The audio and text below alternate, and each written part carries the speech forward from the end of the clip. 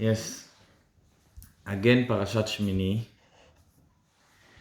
And now, last week you said that you thought we're going to talk about the animals, Avraham, and today we will talk a little bit about the kosher and not kosher subject. So first of all, It's great. yes, what you start saying, Avraham? Oh, it's one of the basics how Yes, we are living. yeah. That's the kosher. It's one of the basic of life. Actually, the book of until now, all the Torah did not spoke so much about basics of life. It was stories, it was history, it was even getting the Torah, the Ten Commandments, to believe, to have Shabbat, it's basic, to honor the parents. But food is food every person every day eating. And from now, we start talking about food, the Torah in our parasha. And actually, there is a story about one rabbi that came to a new city, and everybody greeted him, and he was going to the krechme. You know what is the krechme? Krechme is where you're sitting and eating, like the that place that everybody come to drink and to eat something. And the rabbi to buy or to sit there. It's all the stories of the big rabbis was with the krechme. So he came there, but before he wanted to make sure it's kosher. So he sent the students, and they going to the kitchen, and they asking who is the shochet, and from where is the bread, and where is what knife do you use, and everything, all the question. And after that, he's sitting and eating. What they spoke when they sit and eat, they spoke about this guy, about that guy, what people speaking. I heard this, I heard that. And the rabbi telling to the students, we came here, we checked about everything that we're putting inside our mouth. We also need to make sure what we taking outside our mouth. Not only what we eating, also what we speaking. Lashon hara. So also the next parasha will talk about Lashon hara, about the mouth, and the Torah the mouth is very important organ in the Torah. So in our parasha is about eating. And as you said, is the basic. And the question is why? Why it's so basic? I mean, it's basic of life, I understand. It's basic why it so matters what we eat. So we can understand in general. And this will be the answer also after. That what we eat impacts ourselves. But the question is, what is that kind of solution of what the Torah giving us? It's very interesting. The Torah not telling us you should be vegetarian or you allowed to eat everything. The Torah telling us that you can eat animals. You even can eat wild animals, but not all of them. You can eat fish, but not all of them. You can eat birds, not all of them. So the Torah not giving us giving us very clear rules what we can eat and what not, but the rules is not. They will be rules that we will not think of. Two signs for the fish, 2 signs for the animals and wild animals. And this is it. Interesting. And also, if we would think of it, the Torah does not only saying this is kosher and this is not kosher. The Torah is saying this is tahor and this is tameh. What is tameh? It's pure and not pure. Meaning, it's very interesting. The animals have a separation between pure and not pure, and this is also very interesting. They are not more impure. The animals that we're not eating, they are not more impure in the simple level. There is no laws of pure and not pure with the animals. They are the same. If you touched a cow or a dead cow or you touched a horse, it's the same. So the Torah, from the beginning, taking it a little bit spiritual.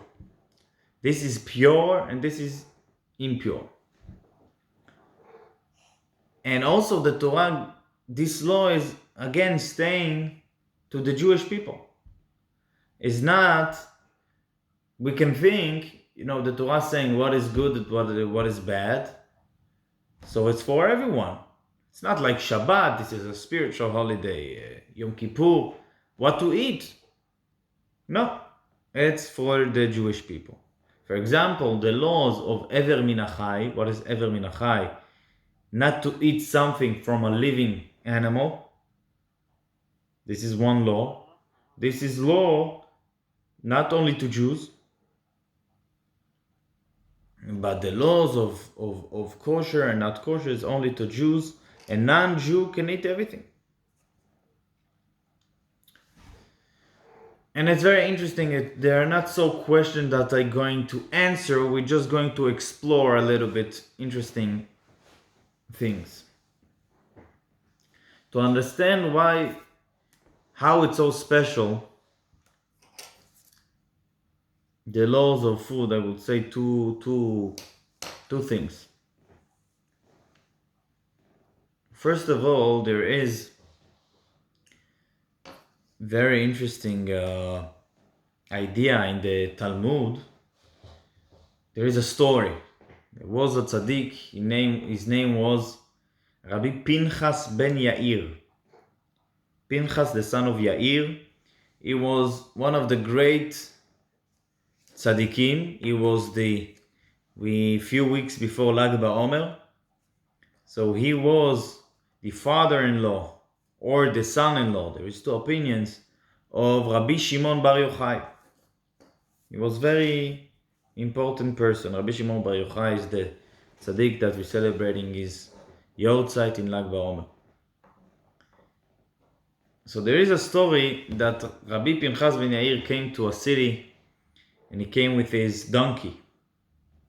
And all the city was honoring him, and they gave him food, and they gave the donkey food. And they coming to the rabbi and telling him, your donkey doesn't eat. Why he doesn't eat? So the rabbi asking, what did you give the donkey to eat? So they're saying barley.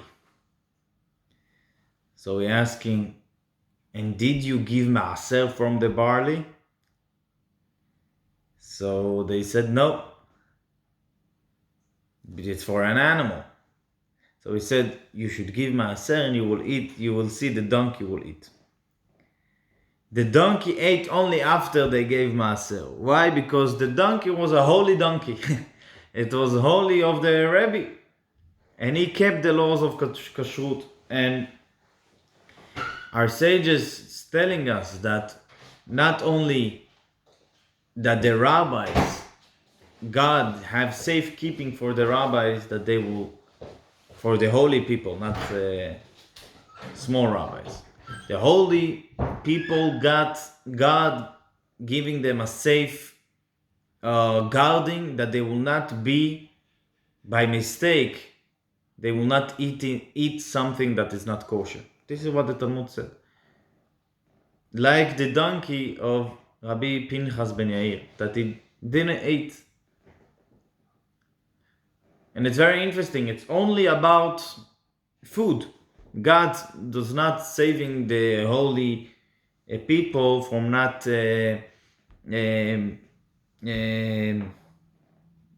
by mistake, of course, not to keep Shabbat well. Rabbi can by mistake do something that is not allowed in Shabbat. But in food, there is a special guarding.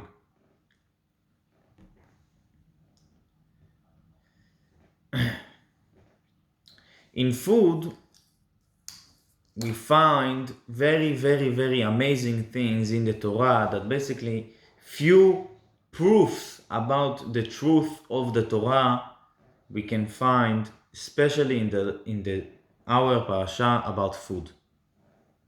And it's very interesting. So let's we will explore. In our Parashat, Moshe giving the Jewish people 2 signs to know what are kosher animals and what not kosher animals. Animals that have both of the signs are kosher.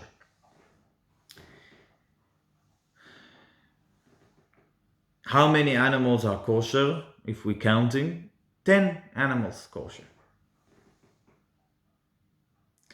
Moshe, what are the 2 signs? The first sign is that the animal have split foot with like 2 fingers, like the cow, the goat, the sheep, the giraffe. The other sign is that it's calling the name in English is one second. Chewing is thug. This is how you say it in English. Chewing is thug, mean that he eating and then he eating again and he eating again and again. Those are the 2 signs of kosher animals. 10 animals. And then amazing thing happened. Moshe telling the Jewish people there is 4 animals that have only one of the signs. The bunny, the rabbit, the pig, and the camel. The pig have 2 fingers, but is not chewing his thug. The bunny, I think, and the rabbit chewing, but have only have a regular foot. And the camel also, I think, chewing and have foot, not split foot. It's not split. It's split only from Yes, from in front, but it's not split from the back. You're right. You're right. It's like fingers, actually. Yes. And what's so amazing about those that Moshe bringing 4 animals? That Moshe, we know who was Moshe. Moshe was a person that was born 3,000 years ago in Egypt. And few years of his life he lived in Midian, that it's near Egypt. And then he was 40 years in the desert. How Moshe can say how many animals have only one sign, and it will be true until today, 3,000 years after. Moshe had no way to know that there is no more animal and to be right about them. Moshe not only saying, and he is right until today. And this is actually very amazing. Only the creator of the world can say something physical and simple in a very clear way, and it will be true until today. If we will take this further, we would see how amazing it's going on. Our sages, the signs are not only of the animals, they are also about fish. The fish have two signs also. How you say it in English, the signs? 1 second. I know the signs, but I don't know. One of the sign is the fish skin. Yes? How it's called, the fish skin? It's called, you know? I don't know in English. In Russian, sheshuya. Sheshuya? Sheshuya. Yeah, that's about the special skin for the kosher fish. I see in Google Translate something like dandruff. Can be? Actually, I never heard before. Okay. No, I don't know. What is perchoti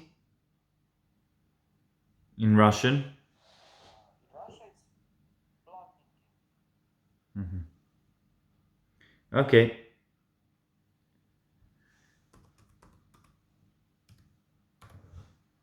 I don't know in English.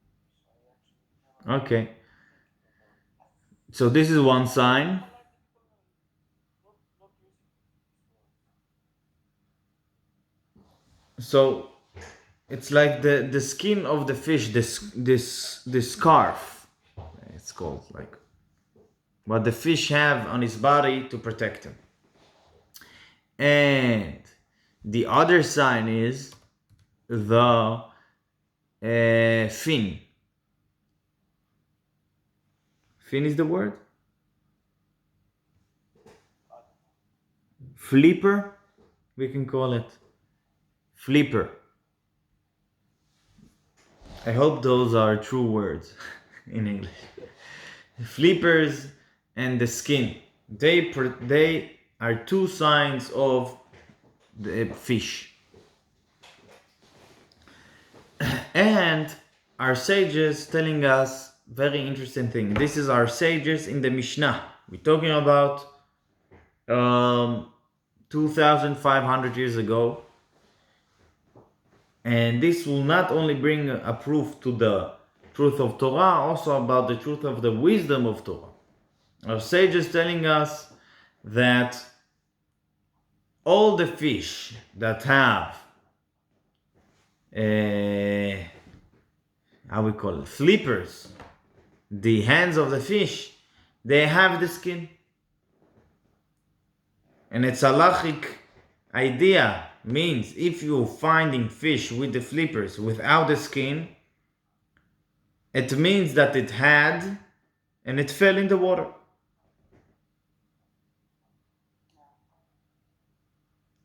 And of course, this law is also true until today. Even though we found out millions of new kinds of fish, and there is billions maybe to come that they didn't explore. I don't know how many they saying that they don't know of. And this law is it's a halachic law, and it's true, and it's very simple. And from that also we see how the Torah is very true, and it's the Creator's wisdom. And because of that, it can say the things that in that time they didn't know. I would say one last proof from the Kashrut, because it's interesting. I didn't saw it written, but in my eyes it's a proof, but maybe there is a law in Kashrut that everything that's coming from the kosher, it's kosher. And everything that's coming from not kosher, it's not kosher. For example, the Torah telling us that we are allowed to eat a cow, so the milk of the cow is kosher. The Torah telling us that we cannot eat camel, so the milk of the camel is not kosher. So why honey is kosher? Why do we eat honey? Honey coming from the bee. And our sages telling us a simple answer. The honey is coming from the bee, but there's nothing there from the bee itself. They're collecting and mixing and giving out. No additional, not self-additional thing. The bee is only there to collect and to bring. How come they knew that many years ago, that the bee not giving everything? They seeing the bee in the flower, and then they seeing the honey. How come is not today? Of course they can know, but in that time, and this is amazing how they knew such a things. Okay, this is a little bit about proof. So about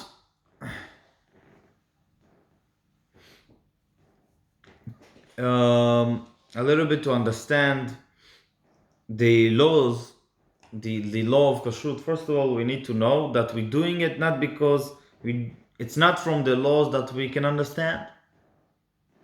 It's from the laws from the chukim part. God said, so we do. But in everything we can find wisdom.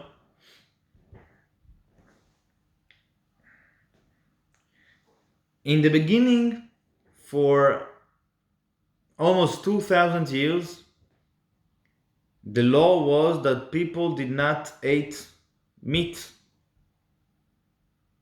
not flesh of animals, and not of birds, and I think even not fish. No, maybe fish they did. I'm not sure. But that was until after the Mabul, the flood. So, and after God said you allowed to eat, God did not say eat everything. Actually, in our Parashat, if we would look close in the words, we would see that the Torah not telling us you should not eat everything that doesn't have the two signs. The Torah telling us we allowed to eat everything that had the two signs. Meaning, everything staying forbidden to touch, because God doesn't want us to eat meat. But He told us that we can eat 10 kinds of animals. Why is that? So first of all, as I said in the beginning, this is the answer. You are what you eat. You are what you eat. And the kosher animal it's the best animals that we can eat. Why? We cannot say they are not. We're choosing from wild animals, the giraffe and the how you say the tzvi. You know what is tzvi? Tzvi is how I know, deer. The deer is also wild, but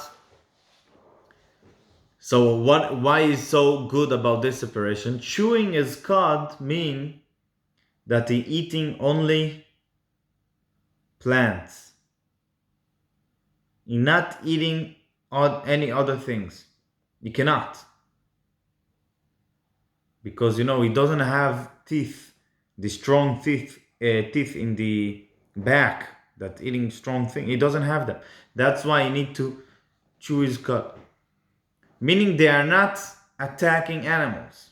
They only eating grass or plants or everything. This is what makes them special. And what is the bigger proof that this is very impacting the person. So I said it once, maybe I said it last year, I don't remember. I think I said it. That one of the, the country of Israel is there 70 years, 72, 70 something years in Israel existed. The state, I mean, and there is the Palestinians.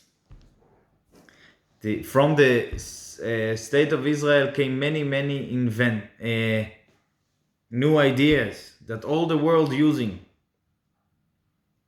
Very important patent and amazing things that came from the country of Israel. From the Palestinian came one patent also. Only one. What is the patent that came from the 70 years of the Palestinians? Suicide bombers. Suicide bombers, it's invention. It's invented in Israel. We are not so proud about it. It's not. It's from the Palestinians. And what was the explanation of the anti-Semites? How people doing such a bad thing?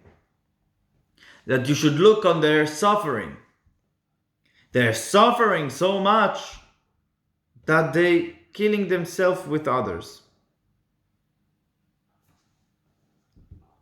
So the question is, of course it's not true, and no normal human will do that. But for their explanation, we can ask, how come Jewish people suffering for 2,000 years? They didn't thought about this patent, about this amazing idea. They suffered in so many levels, in so many places. Why in every place, new place that they came, they didn't revenge. The revenge ideology or feeling, not taking control of the Jewish people for so many years that the Jewish people exiled from one place, going to another. What they doing in the other place? They're forgetting everything that happened to them and building new. They will be at the center of the city. Why? Why is that? Why they don't feel this bad feeling, this amazing feeling that eventually brought people to be a suicide bombers. Of course, it's not true, because they're not doing it because they're suffering so much. It's a lie. But for their reason. And the answer is that Jewish people for 3,000 years never ate something that killing another thing. They only eating kosher animals, not against others. They don't have it in their DNA. We don't have it. How come we will have it? We don't have it. People that eating horses, even though horses is beautiful and amazing and loyal even animal, but it have this territory fighting or resistance. Animals, kosher animals, they have no business with other animals. With animals their kind, they have no business. We eating animals that have in their DNA, they don't have the fighting. And that's why we don't have this revenge. Our revenge is to build more, to live a new life. We don't have it in our DNA. So this is one thing about the animals. But I want to talk a little bit about the spiritual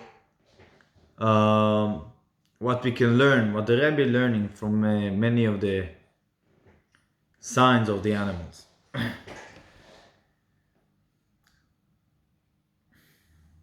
There is a story about very big, one of the biggest of our sages, that there is stories about how much he learned, that all the day he was learning and teaching. And there is a story, I will not say all the details of the story, but one idea, that he came to his rabbi and asked him, this Rabbi came to his Rabbi and asked him, do will I get will I go to paradise? Will I be with the righteous people or not? And it seems a very strange question. Of course you will. You're one of the biggest rabbis. You are holy. You're learning and teaching. And he asked this question. And what's strange about this story is the answer. The answer is the rabbi telling him, his rabbi telling him, did you did something good lately? How would I know that you're going to paradise or no? Did you did something good? Very strange. And he answering, sure I did. What I did? I got some money in Purim, and I gave all the money in my pocket to one poor guy that I met in the street. In other words, I gave a lot of tzedakah lately. So he said, you did this, so we'll get paradise. What is this discussion? One of the big rabbis asking his rabbi, will I get to paradise? He asking him, did you did something good? He said, yes, I gave tzedakah. What is the meaning of this? And the explanation is that in Judaism there is every person, not in Judaism, every person have in himself two sides, or we will call it, every person have his kind, the things that he like to do, the things that he's more connected to. There is people that more like to learn and to pray. There is people that more like to work and to be a Jewish example at work. The question is, how much can we combine between the two? I'm more connected to learning. Will I be more a person also? I need to learn because this is what I'm more connected with. But I need to have the other side also. I cannot be one side only. Abraham had 10 things that God, 10 tests. God tested Abraham for 10 things. The last test was, of course, the sacrificing of his own son.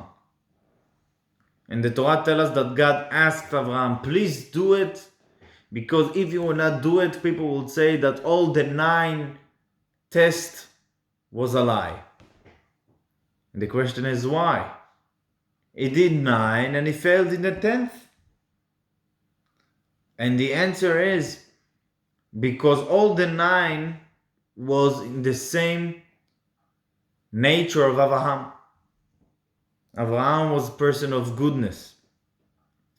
And all the 9 tests that he had before was about spreading the idea of God, about saving his nephew, about being good. And this was easy. So everybody said, what do you want? Abraham is a person of kindness.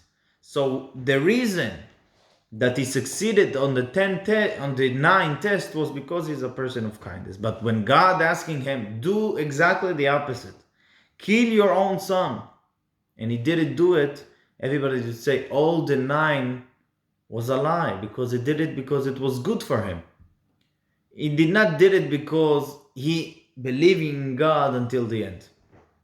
And this is the mixture that Jew needs to have.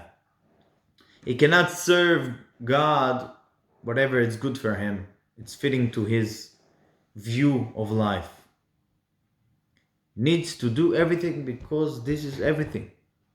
God is complete, and He gave us the way to be completely connected to Him by doing everything. We cannot pick and choose. How it's connected to the split foot? Because the animals have 2 fingers. Why? Because a person cannot stand on one thing. The things that keeping me up are the things that I like. No. You need to have 2 foot.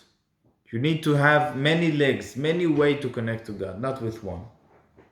This is one idea with a great lesson. More simple idea that we find from the Kashrut, it's about the fish. Fish have 2 signs.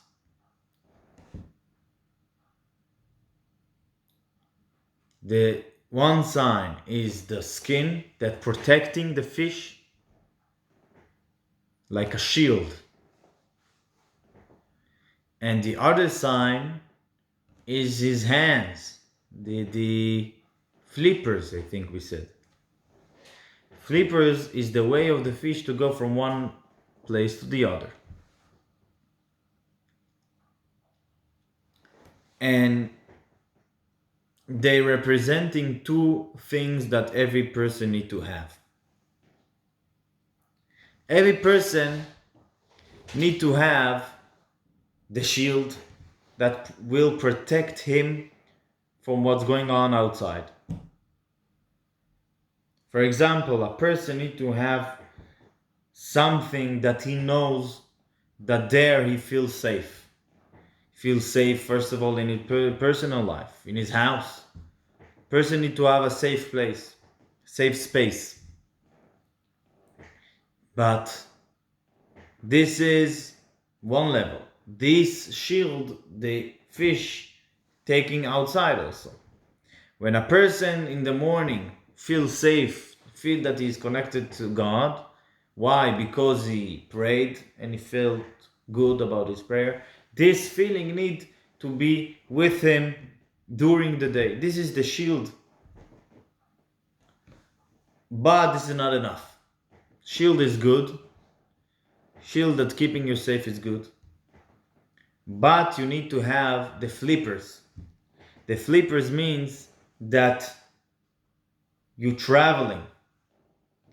You're not only standing guard. You're traveling. Because to succeed, really succeed in the job of keeping Torah and mitzvot, or to be even complete person. We're not talking about only Torah and mitzvot, we're talking about personal life. You cannot only guard your life, your way of life. You also need to have flippers that will take you from one place to the other, because a living thing is growing, is changing. So when a Jew's saying, I have my prayer, I'm praying in the morning, I feel good about that until Mincha I'm praying again. It means that you have a strong shield, and it's very, very important. But to be a complete person, you need to change, you need to grow up, you need to add, you need to travel. Because this is the reason that we are here, not only to be safe, also to travel. Our sage is telling us, as I mentioned earlier, that all the fish that have flippers have shield. Because if a person really changing, really growing, means that the also have protection. Because to change in a true way, it means that they have true protection, that's something that's keeping him strong. This is in short ideas that we're learning from Kashrut that we can take to our life. And as I said earlier, the main point is that what we eat becoming one with us, becoming one and impact our nature. And when a person eats good things, he becoming more. And when a person living and being one with the animal, he becoming like the animal a little bit. There is a story about one of the big rabbis. His name was Rabbi Akiva Eger. He lived something like 300 years ago, less. And